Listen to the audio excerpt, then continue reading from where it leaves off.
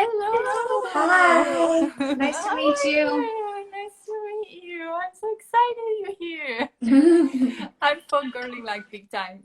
Oh, that's nice. Well, I'm How are glad you you? invited me. I'm good. I'm in Florida. It's nice. It's sunny. I know you, and you are like in the middle of a 7-day fast, right? I am. I'm on day 5. Oh Day my 4 gosh. day 4 was harder. This isn't so bad. Today's not so bad for some reason. Day 4, I was kind of crabby.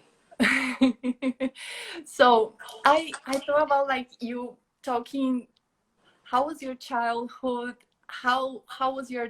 I know you've talked about this a lot, but since I'm gonna go put subtitles on it so people can understand better everything that you went through and what led you to the carnivore diet. Okay. Well, go through it really quickly. Okay. I was diagnosed with juvenile rheumatoid arthritis when I was 7. I had symptoms starting when I was 2. So I was limping mainly, and it just got worse and worse and worse. Till I was 7, I was diagnosed. And then I was put on a couple of immune suppressants, methotrexate and Enbrel. Then when I was 12, they helped. The immune suppressants did alleviate the symptoms, but they didn't get rid of them. They just, I guess, dampened down the inflammatory response. When I was 12, I was diagnosed with really severe depression, and I had hypomanic episodes, kind of obsessive compulsive tendencies. When I was 14, I started to get what we later found out was chronic fatigue. So I was formally diagnosed with, they called it idiopathic hypersomnia when I was 21, but it was, just exhausted all the time from 14 till I kind of figured out my diet. So I had my hip and ankle replaced from the arthritis when I was 17. So it wasn't, the actual joint damage wasn't being controlled by the medications. It was just, weirdly enough, the inflammation seemed to be controlled, but the actual joint damage wasn't. So it was really severe. Like my rheumatologist at Sick Kids, which is a really good children's hospital in Toronto, said it was the most severe arthritis she'd ever seen, and she'd been a rheumatologist for sick children for like 25 years, and I was the worst. So this was extreme to say the least, and I kept getting sicker and sicker, and I was on a bunch of medications. At one point, at the very end, when I finally figured out maybe diet had a role to play, I was also taking Adderall for the fatigue, and I kind of came to, I didn't even believe diet really had that major of a role to play. I Like, just does thought, any doctor ever told you something about diet at all? oh, No. not at all. We tried, we mentioned, I had a really bad flare up when I was in grade 2 where my toe swelled up and I couldn't walk, and it visibly swelled. And it was after I'd eaten like an entire box of clementines. And my mom was Not like, even a box of donuts. I mean, I know, it was clementines, right? It was a fruit. you were not supposed to kill me. Yeah. So we went to the doctor. One of my mom's friends said, "Did she start eating anything new?" And it was like, "Yeah, she just ate an entire box of clementines." And so they were like, "Well, stop eating the clementines and see what happens." And my toe swelled down. Like, it didn't take long, like a week, and it was gone. And so by the time we got an appointment with my rheumatologist, my toe was kind of back to normal. And my mom said, could it be the clementines? And my doctor literally laughed at her about the association between arthritis and food. But that was like 2000, and it was probably like 2004 or something. It's bizarre because all the autoimmune diseases are so related. Like you had a celiac gene, right? And no Yeah, one ever like no one thought looked about for that. I it's know, insane. it's so strange. Like at the hospital for sick children, if you're diagnosed with diabetes type 1 as a kid, they automatically test you for celiac disease because they're so common together. But any other autoimmune disorder, they don't. It doesn't make any sense. It's not a good It way to go doesn't. about it. Yeah, I think the doctors are kind of like seeing less the patient as a whole and just seeing like a failure of an organ, or it's Yeah. Yeah, it's not good. Like I went to my doctor at one point. Oh, I didn't even discuss this. So when I started getting really sick after the fatigue, I started getting like blistering rashes. And when I started getting blistering rashes, I was like, okay, that is literally all I can tolerate. I can't do more. Like blistering I rashes can was live too with much. the arthritis. I can live Yeah, with everything else, arthritis, but come on. depression, chronic fatigue, but like blistering rashes, that's a hard no. Um, and I went to my rheumatologist, and he was like, it definitely has nothing to do with the arthritis. Maybe it's a side effect from the medication or something. Like that was his response. And this was a top rheumatology doctor. Like this wasn't so. Anyway, I started eliminating things, and I started with like grains. I got rid of all grains, all legumes, nuts, eggs, shellfish, like anything I thought I could be allergic to or that people could possibly be allergic to. And that was before the carnivore diet. And I saw huge improvements just reducing, like, I went down to like 17 foods, which was basically meat and greens and some specific root vegetables like sweet potatoes and carrots and parsnips. And it just blew my mind because I had absolutely no idea. And I was so angry too because it was like, Yeah. oh, this could have been avoided if I had just done this as a kid. Like maybe I'd still have my hip and ankle joint, that's like damage you can never recover from because your joints are gone. So I was really mad for a while. I'm still not happy generally with the medical system just And because. what do you remember about your childhood? Like Honestly, you like said, do you practice any sports or something like that? it wasn't that bad. Like, for me as a sick kid, I didn't really know any different. So it wasn't that bad. Like when I went on the immune suppressants, I was able to run around again. So I played soccer, I played hockey, I played everything except for volleyball because that was too hard on my elbows.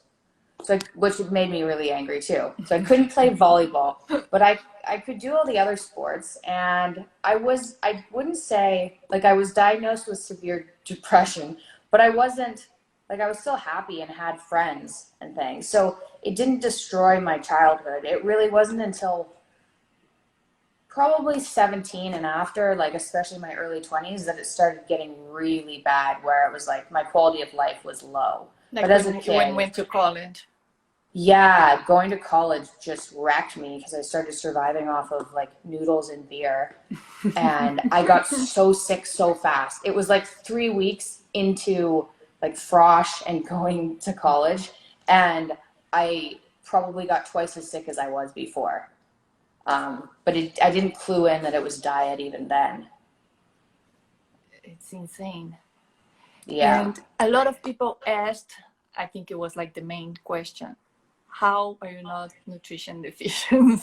Like, how do you not have scurvy and now you Yeah. know, like Well, like, everything?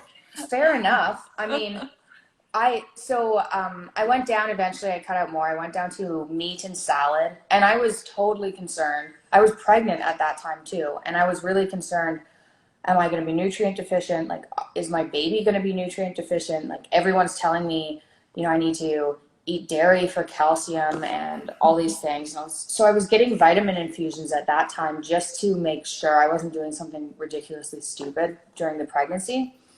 But it turns out, and this is after being on an all beef diet for like 2.5 years, it turns out if you're eating a lot of meat and less things with natural, let's say vitamin C, your body reuses the vitamin C you have.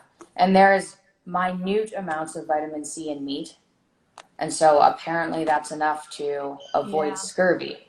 And it gets a competition as well, right? With glucose and Exactly, and yeah. all of that. Exactly. Because people, I think they think that the sailors were dying, but they were not eating meat on a boat for 4 months. Yeah, They yeah. were eating Right? sugar and grains and all Sugar that and stuff. Yeah, because that's what stayed fresh or stayed good on a boat. So you survive only off of grains. My dad had a friend who got scurvy in university. And this was like, it was like 30 years ago, but he got scurvy. No one could figure out what it was because nobody gets scurvy anymore, really. But it was because he was eating like cereal, and that was it. Oh. Yeah. I was watching your podcast with Joe Reagan, and you were reading The Fat of the Land, right? The Stephenson's book by that Yeah. time. I guess you finished by now. I finished it, yeah. Because every time some like people ask me about diet, like how can I live without milk? How can I live without that? And I was like, you know that there are people who live on the North Pole and they don't have like they don't eat every 3 hours and they don't have a colorful plate with all the vegetables and all of that. So we evolved eating that, and even if they were more evolved than we are, like the Stephenson's theory that he was not from there, and then he lived with them for like 5 years, I think. And he was fine. And I know. He went to the hospital afterwards, right? And was like for a year. Doing experiments with himself. Yeah, he did. And they actually, like, he was pretty intense. They put him in a hospital for months to monitor him because people didn't believe that he wasn't cheating. So they monitored exactly what he ate. And then it was like, yeah, I guess this works. And then everyone just forgot about it. Yeah, that's the thing. Like, we had this book, we had a bunch of papers about like everything that food, like eating bad does to people, and the medical community is just like, yeah, whatever. Like, it's insane. It gets me so frustrated that you had to go through all of that and nobody even considered telling you or asking you like, so let's see, what do you eat? I know. It's really sad because like it's not casual. People wonder why people get worked up about nutrition online, but it's because it actually ruins people's lives. That's really intense. Like, people only have one life, and you wreck it with something silly like diet because people don't know any better. That's actually really heartbreaking. Yeah. Just like there was a part that Reagan was saying that I can't believe that people are lazy. They are getting fat because they're lazy, and I'm just like, no, like. They're lazy because they are fat. Like, fat is a thing that is alive inside of you, you know, and it secretes a lot of hormones and a lot of stuff that messes up your mood, your like everything. And it's so insane that you have to blame people like you were fat because you were lazy. Like, no. I know. Yeah, it's weird. There's this whole like body acceptance movement, which is dangerous on one hand because you can't say, you know, if you're obese, you can't say, don't worry, you're fine, because you're not. But on the other hand, it's kind of a kickback against shaming people for things that they don't know how to control. Like, I've known people who were verging on obese, running 12 miles a day, being like, what the hell is going on with my body? Like, how can I be exercising this much and still not lose weight? I guess it's genetic, or I guess it's not my fault, because they think they've tried everything. Or people who try and calorie restrict and then are just starving. Although I shouldn't be talking about that. I'm on like a 7-day fast, but whatever. It's a whole different thing. That's a whole different thing. Yeah. But yeah, it's really sad. So it would be good if doctors, and I mean, at least you're, like, the reason I'm doing a live is because it's really encouraging to see people who've gone to, like, who are in medical school or going to medical school or finished medical school that are actually open to this, because you can actually fix people so that they can continue living properly, like, without having to repeatedly come back forever. So it's really nice to see. Yeah, and I think it's not that common, unfortunately, but people are like you did. People are going online and trying to figure out things and meeting people and knowing that they're not alone, and there are other things that work. And you know, you didn't have anything to lose back then. No, God, no, nothing. And yeah, like getting to the carnivore diet, I was like, whatever. At that point, so I went from meat and greens to just eating meat, and at that point, I didn't even care. I just wanted to feel better. It was like, whatever, I have to give up salad. Like, and contrary to like popular belief, I actually like eating vegetables, like, and cake. Like, I do like these foods, but specifically the grains and things, they were making me so sick that it just wasn't worth it. Yeah, I remember you saying that, like, how, like, the lettuce are making me alive, but now with all the nutrients. Oh yeah, getting all my vitamins from the lettuce. That's literally what I thought. I was like, I can't drop it because where am I going to get my vitamins from? And then, yeah. And how Pretty funny. like, you eat like 80% fat now still? It's a little bit less. So it's been kind of hard to figure out, but I went to 80% fat because there were some doctors in, where were they? It's not Romania, Budapest. They're in Budapest.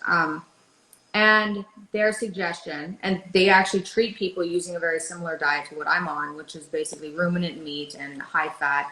And their fat suggestion was higher than what I was eating, so I tried that out. But 80% fat was a lot. So what I do now seems to be closer to 70% fat, which is still something that puts you in ketosis. But I find now if I eat less frequently and do about 70% fat, that's ideal. Like for a long time, for about the first, I would say, year on the carnivore diet, I overate because I was trying to eat, 3 times a day, and I just couldn't believe how little I could survive off on. Like, it didn't make any sense to me. It's like, I can't just eat a steak a day. That's not enough food. So I was eating probably double what I should have been eating. And now that I'm kind of reducing the amount I'm eating, it feels better. It also keeps you, it keeps your ketones higher because there's bigger gaps between how frequently you're eating. So I'm at like 70% calories by fat right now. Do you eat any organs? Not usually. There was a period, not last winter, but the winter before, that I ate a lot of liver because I had liver cravings. But I don't think it's necessary. And I think that if once you go on this kind of diet, your body can kind of tell you. Like if you're craving liver, eat liver. If you're low in vitamin D, maybe it's a good idea, but I don't like force myself to eat anything I don't want to eat. I do eat a lot of ribs now instead of ribeye, and I eat like the entire rib. So that has a lot of collagen. So I am eating a lot of collagen, and I find I'm kind of craving that, but I'm doing it pretty like organically. I'm not forcing myself to eat, kidneys or anything. I'm just seeing what I feel. Do you do like bone broth and all that stuff? No. Yeah, I didn't for the first like year and a half. I really only ate steak. Like it was a steak diet for a year and a half, and then I started figuring out different ways to cook and eating more ribs. And I do eat broth now. I really enjoy it. I figured out how to cook it to make it taste better. Like when I was first cooking it, it was weirdly like earthy, like kind of mushroomy, and I was like, oh God, I am not eating that. And then I figured out how to cook it properly. And so, yeah, a lot of bone broth and a lot of ribs. That's mainly what I eat now. And salt and water. Basically. And salt and water, yeah. And did you have any symptoms at all after the carnivore diet? Yeah. The only symptoms I've had since the carnivore diet, if I get a virus, like if I get a cold, then, and I'm sure this happens to lots of people who don't even have arthritis, that their joints can get achy, but my arthritis gets pretty severe if I have a virus. So, and it'll usually start hurting before I realize I have a virus. So I'll think I'll have eaten something wrong. Like my mood will dip, I'll get brain fog, my joints will hurt, and then it'll turn out that I have a virus. But so that's happened like 3 times maybe in the last 2.5 years. Oh, okay. So you are not on any medication? No. That's awesome. Yeah, it's really awesome. And I'm just trying to like put it out there so people know, so that those really desperate people, particularly who are really suffering and don't think they have any options, know that, well, I could try this and see how it goes. So do you like to leave a message? But most of my followers are on med school right now. So I know you had you had a bad experience with all the doctors. So do you want to say anything so they can be better in the future? For the future okay. My experience with doctors, I think this is what I think a lot of people who are really sick are also really neurotic. Like they come in and they're really anxious.